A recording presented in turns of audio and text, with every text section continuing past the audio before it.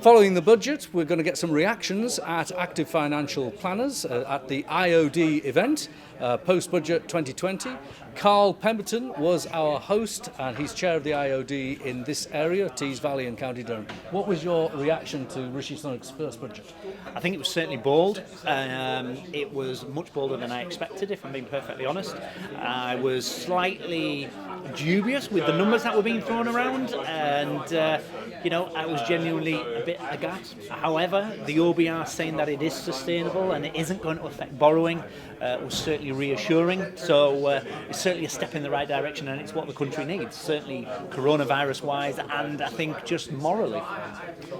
Well, we'll have a chat to some other people who've been here today and see what they say about the reaction to the budget 2020. Heather Scott is leader of Darlington Borough Council and serves in the cabinet of the Tees Valley Mayor. What was your reaction to the budget? Oh, very positive budget. Absolutely delighted about the announcement for Banktop Station. I'm interested certainly in the business rates because I think that would help the town centres, research and development, funding for FE colleges. I think there's lots of positives. I think he dealt with the coronavirus problem very well. I think it's something that we all have to recognise, and I think the extra money that's been putting in that to support the public and the services, I think that's very good. Paul, what was your reaction? It was a budget of two halves, really, with a bit of coronavirus stuck on the beginning. So the coronavirus bit was entirely appropriate. Extra investment in helping to shore up the supply side and demand side, really good. Then there was a bit about infrastructure, and probably the highlight for me of the budget, the massive increase in research and development, and also a bit of perhaps a tease for Teesside that we might be getting carbon capture and storage, something that MPs have been campaigning for ages. When he started talking about public services, I was a bit less impressed. He didn't have anything to say about social care, and really our public services are not, it seems, under this Chancellor, ever going to recover to the level that they were in 2010.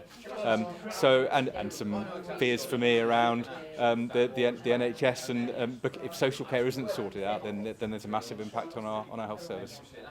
Nikki Jolly runs a business advising on HR. What was your view on the budget today? Well, it was enlightening. It was very interesting, I have to say. My initial reaction is this sustainable? But I think he spent the opportunity to tell us that it is, and that we can do it with the British economy. It was great to see the support he's got for small businesses, the business rates, and even if you pay zero rates, there's a grant of £3,000.